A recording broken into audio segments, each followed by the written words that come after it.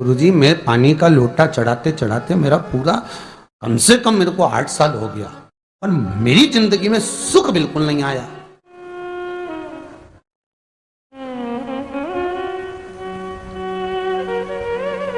हमने कहा तूने कैसे चढ़ाया, वो भी तो सुने। तो क्या कैसे, क्या स्नान करा और मंदिर जाके लोटा चढ़ाया पानी का।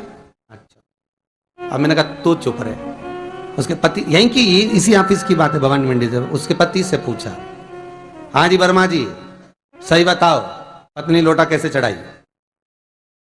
गुरुजी, ना जाने कहाँ के महाराज के चक्कर में पड़ी, लोटा भर के पानी चढ़ाने जाए, नहाने के बाद बच्चा इतना सा रो रहा, चिल्ला रहा, पर उसको टच तक नहीं करे, किसी चीज के नहीं छुए, और बिल्कुल कोरी की कोरी साड़ी पहने, धुली हुई, पहले ही बाथरूम में टांग के धर दे, उसको कोई छू नहीं सकता, टाविल टच नहीं कर सकता, और ऐसी जाके शंकर जी के फिर लोटा चढ़ाए। मंदिर में अगर किसी ने छू लिया तो वापिस आ जाए, नहाए धोए फिर जाए।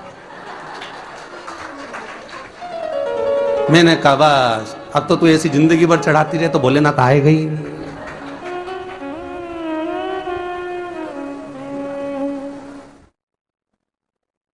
सत्य बोलो रे मिलेगा। कई लोगों ने पूछा शंकर को रिझाने के लिए कौन से कलर के कपड़े पहने कि शिव राजी हो जाए। शंकर को पाने के लिए कपड़ा बदलने की जरूरत नहीं होती, शंकर को पाने के लिए कलेजा बदलने की जरूरत होती है, शंकर मिल जाता है। कपड़े से शिव कभी नहीं मिला साहब। आप कौन से कलर के कपड़े पहन रहे हो, ये शिव प्राप्त नहीं करोगे हो। सफेद पहन लिए, लाल पहन लिए, केसर के पहन लिया, उससे शंकर नहीं मिल रहा हो। बहुत सारी रुद्राक्ष की माला धारण कर ली, हाथ में भी खूब सारा रुद्राक्ष पहन लिया, यहां पर भी पहन लिया, कान में भी रुद्राक्ष धारण कर लिया, जटा पे भी रुद्राक्ष लगा लिया, उससे शिव नहीं मिलने वाला हो।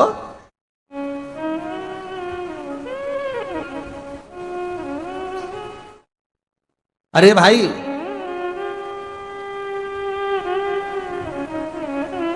किसके पास में जा रहे हो आप जल चढ़ाने के लिए? जम के बोलिए जरा। शंकर जी के पास। शंकर जी कौन है? तुम्हारे कौन से मतलब नहीं है। भगवान को तो केवल इतना मतलब है कि आप मन कैसा लेकर आए हो। ये तन साफ करने से, स्नान करने से, खूब रगड़ रगड़ के नहाने से, लक्स पेयर से खूब घिस घिस के नालों ने, क्रीम ने, पाउडर, डेंटिंग पेंटिंग करके फिर भगवान के पास जाओ और बढ़िया 2-4 घंटे तक फैशन करके भगवान को रिझाओ, भगवान रिझेगा? अरे गर्ग संहिता में लिखा है कि शंकर को एक बार प्रणाम करने का फल क्या है कि 10 अश्वमेध यज्ञ के स्नान का जो फल होता है वो मात्र शंकर को प्रणाम करने से मिल जाता है। कितना? 10 अश्वमेध यज्ञ के स्नान का जो फल है शंकर को मात्र प्रणाम करने से मिल जाता है।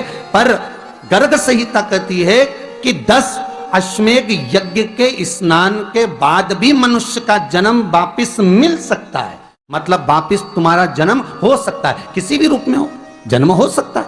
पर शिव पुराण कहती है, गर्ग संहिता कहती है, स्कंद पुराण कहती है, नर्मदा पुराण कहती है कि महाराज इतना जरूर है कि शिव को प्रणाम करने का फल उतना है कि 10 अश्वमेध यज्ञ के स्नान का फल मिल जाता है। पर गर्ग संहिता कहती है कि शंकर के चरणों में अगर प्रणाम कर लिया तो यह पक्का है कि अश्वमेध यज्ञ का फल भले कट जाए पर शंकर के प्रणाम का फल नहीं कटता, उसका वापिस जन्म नहीं होता और वो शिव का हो जाता, वो शंकर का हो गया, फिर उसका जन्म नहीं है महाराज।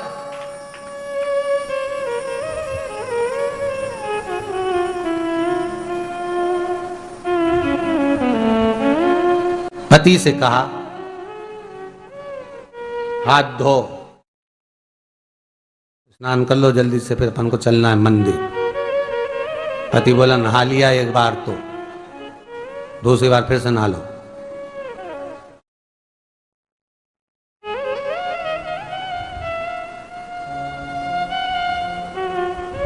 गया, अपनी के ना माने तो कई घर में चंद्र घंटा से माथा बिड़ा, स्नान करा फिर आया। चल,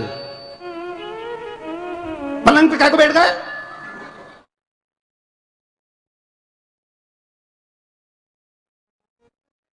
पलंग ही तो है।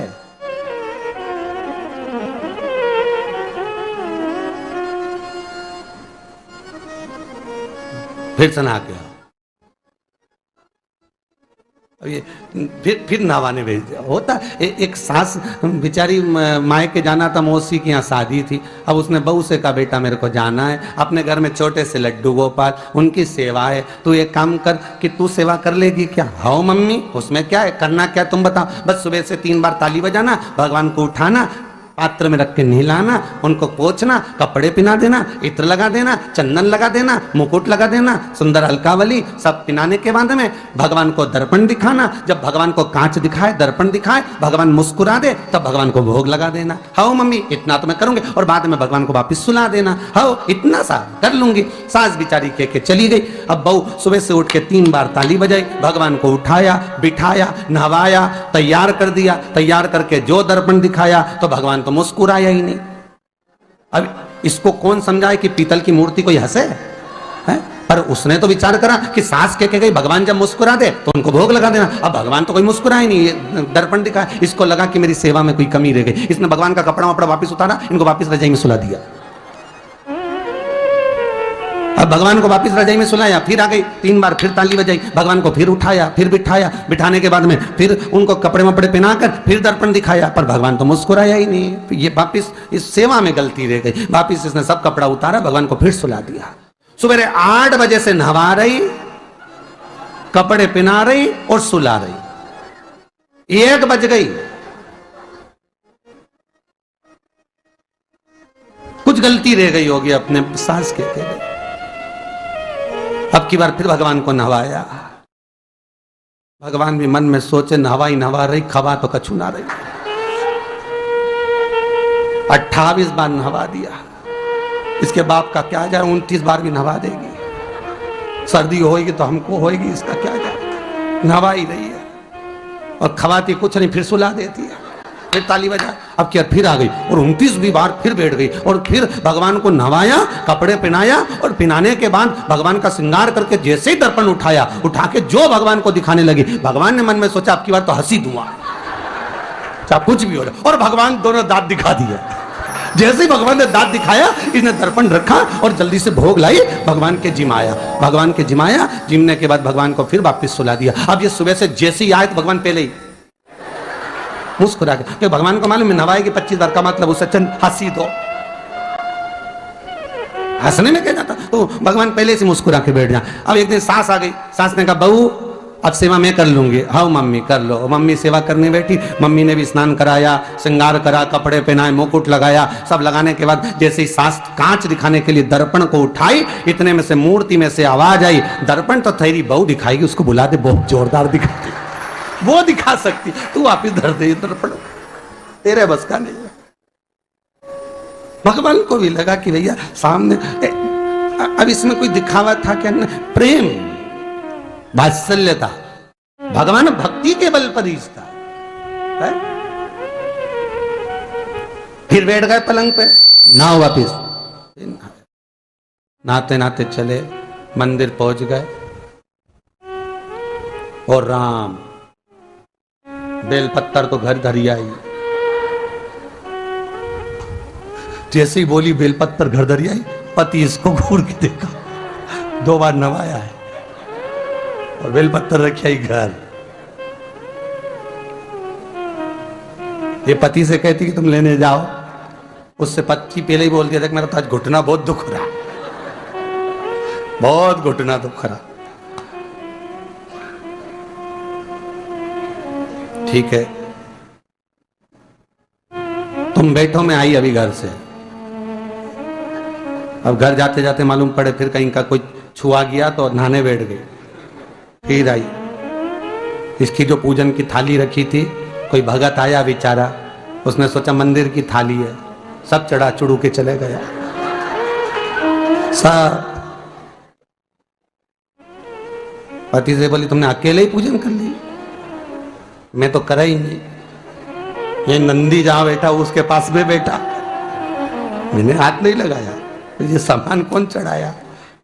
इनकी आई थी, सब चढ़ा गया। तो क्या शर्म नहीं आई? बेलपत्तर तो था ही नहीं। तो क्या सियोर वाला महाराज की कथा सुनी थी, शंकर जी पे से उठा लिया, धो के चढ़ा के वो गई, वो चली गई। शिव ये नहीं कह रहा कि तुम वस्तुएं बटोर कर लाओ। शंकर कहता है तुम्हारे पास में मिल जाए तो समर्पित कर दो, नहीं मिले धोया, वापिस शिव को चढ़ा दिया, वापिस शंकर को समर्पित कर दिया। शिव स्वीकार करेंगे।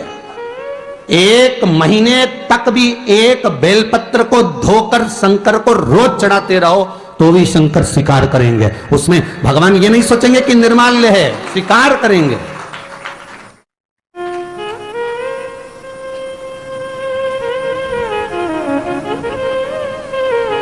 पर इसका मतलब ये नहीं है कि तुम मंदिर की घर से अगर पास में लगी हो, नजदीक में लगी हो, 8, 10, 15 घर छोड़कर कुछ थोड़ी दूरी पर भी बेलपत्र लगी हो तो लेकर जरूर जाना, नहीं तो कहीं कहीं की इतनी आलसन। उन्होंने कहा सियोर वाला महाराज बोला तुम तो उठा उठा के चढ़ा दो, तो भगवान के मंदिर में बेलपत्र नहीं जाए मालूम पड़े हो, तो ऐसा नहीं है कि नहीं जाए वाला, जाओ, पास में लगी हो तो लेकर जरूर जाओ। भगवान को समर्पित करने के लिए थोड़ा ना थोड़ा भाव भगवान के द्वार पर जरूर लेकर जाओ।